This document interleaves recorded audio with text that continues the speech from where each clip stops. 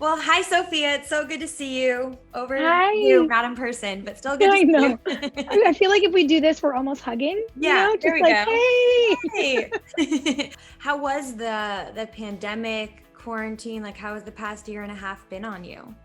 I mean, I think it's been so many things. Mm. I had to figure out what my own silver linings of this year could be, you Mhm. know? Otherwise, I don't think it would have been survivable. And there are things that I feel so lucky to have had some of the time and space to do. It's been a roller coaster ride, but I know that that's the thing. Even though the individual experiences are unique to us, I know that's the thing we're really all in together as more and more people get vaccinated and do so as an act of love, not only for themselves, but their communities. I hope that we'll be more and more back to normal more quickly. Yeah, me too. Light at the end of the tunnel. Oh, Dark. It's been wow. a dark year and a half or so, so it does feel like Hmm. there's light at least. Hmm. Um, some good news. You, Bethany, and Hilarie are teaming up for a new podcast called Drama Yeah. Queens. Why was Yes. now the time to sort of reunite on a project and really dive into the stories that you guys have from your time on One Tree Hill? I mean, we've been talking about it forever, and the fans really are just so incredible. And they keep the love for the show like pumping at full speed. And we have been approached about reboots and things. And it's always so hectic to try to figure. I mean, there were like a million of us on our show. It's Yeah. complicated. Um, but one of the sort of byproducts of the initial lockdown, I was doing my podcast. I was doing work in progress. The thing I was able to do every day was record at home and interviewing so many incredible people and thought leaders and activists and everyone from Jamil Smith to Hillary Clinton, and having these phenomenal conversations that were really inspiring to me. And I found myself being so fulfilled by that. And at night, wanting to watch old shows that I loved, like watch Sex and the City for the fifth time, or, go through reruns of Friends. And I noticed that on social media, all these people were saying they were doing that with One Tree Hill. I'm starting it over. It's comforting me right now. And I was like, wait a minute. I'm watching some of our other friends, the gals from Office Ladies and Zach and Donald do Fake Doctors, Real Friends. And I was like, is this our moment when we're all actually at home? Should we do this now? Yeah. So I called Hilarie and I said, you tell me if this is crazy, but you left first. And so I'm asking you first, what do you think? And she was like, yeah, I'm in. Call Joy. And I was like, all right, I'm adding her in. And I called Joy and we were just like, yeah, let's do this. So it was also a byproduct, I think, of us slowing down and realizing that even if we couldn't physically be together, we could do something like this. And then because everyone had work and projects and pilots and movies and things that, we were having to navigate in a COVID world, it took us a while to get started from that first call, but here we are, and it's coming out on Monday. By the way, you mentioned Hillary Clinton. What was it like to interview Hillary Clinton? She is such an icon. She was right about everything.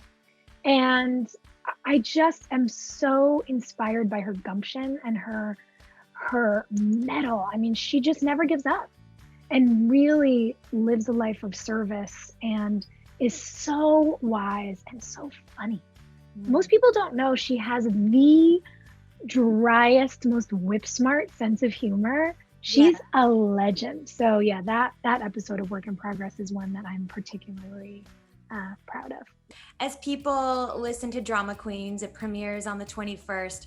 What will we learn that you guys haven't, I guess, shared or talked about before? Oh man, I mean, there are so many things that we're even learning.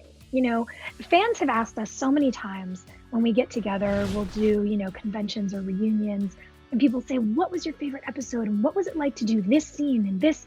And we kind of look at each other and we always feel so bad. We're like, guys, we don't remember. Because there's 187 episodes of the show, which is crazy.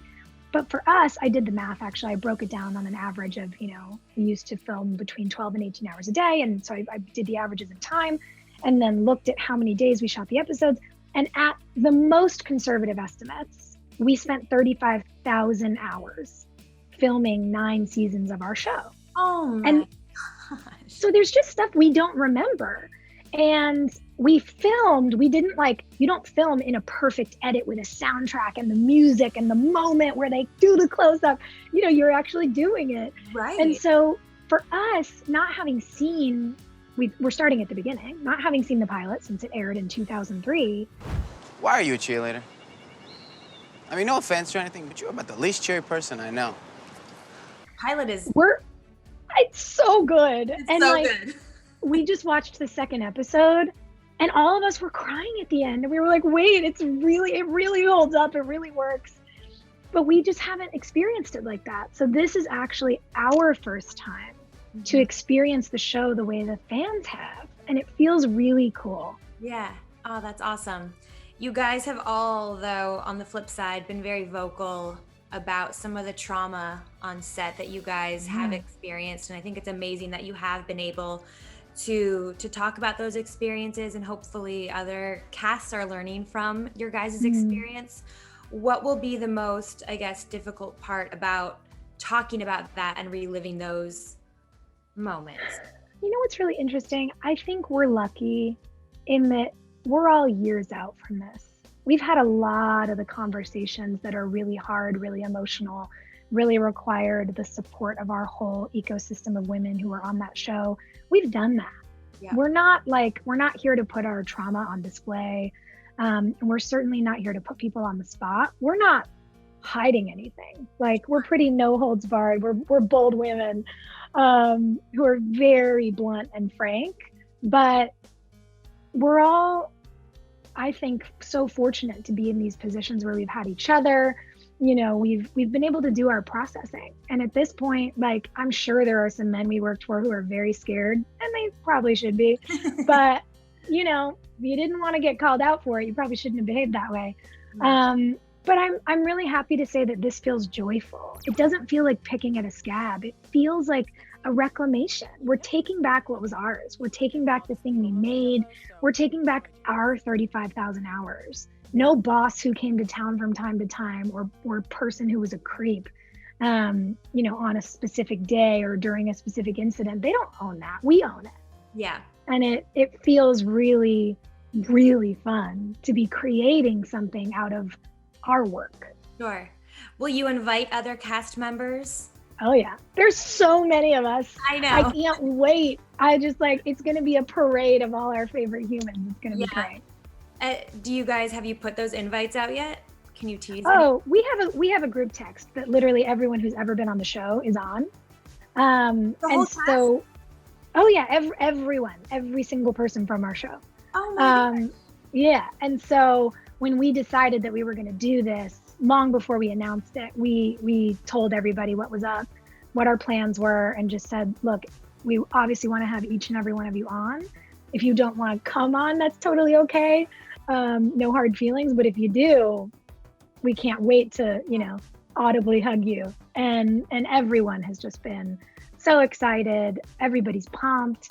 I love that.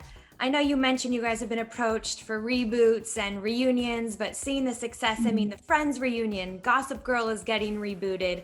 Now that this is really becoming such a positive thing, would you ever consider a reunion, a reboot? What would it look like if you could fish your wish? I mean, I can't spill all of our secrets, but I'd say never say never. Is it something that's being talked about? Okay, but you're playing Brooke again. I mean, she's the coolest. She is the coolest, I will say that. No. Let's also talk about Good Sam really fast. It's a CBS medical drama. What sets it apart from other medical dramas? Honestly, the writing. I mean, Katie Wesh is just such a phenomenal writer. And, the films I've been making over the last couple of years and the streaming shows I've been doing with the podcast, I was like, I think that's my wheelhouse. I don't know that I want to go back to the grind of network TV.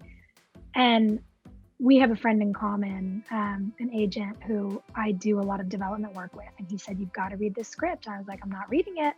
He said, you've got to read it. And I was like, oh, okay, fine, I'll read it. And I got to the end of it and I just went, well, it looks like I'm going back to network TV. This is so good. It's one of the best scripts I've read in years. And it's charming and it's witty and it's smart and it's unapologetic and it's emotional. And it gives people permission to really think about things and feel things and be on a ride.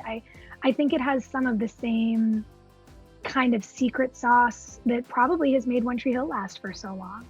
When characters are just really good and there and the writing is sharp, it feels like catching lightning in a bottle. How are you? A little crazy. I am seeing things. Honey, me too. This movie, False Positive, I feel like wild is a good way to describe it. I initially thought it was going to be a rom-com, and then I watched it, and it was definitely not a rom-com. How would you describe it? Oh my gosh. I think what I responded to, and the thing that feels really true for me now, is that this is a true psychological horror. It puts you in the position where you really don't know if the characters are seeing things or if they're really experiencing things. And it creates just a general feeling of dis-ease. And I remember when Alana sent me the script, reading through it, I just got like more and more uncomfortable. And by the end, my mind was blown. So yeah, wild feels right.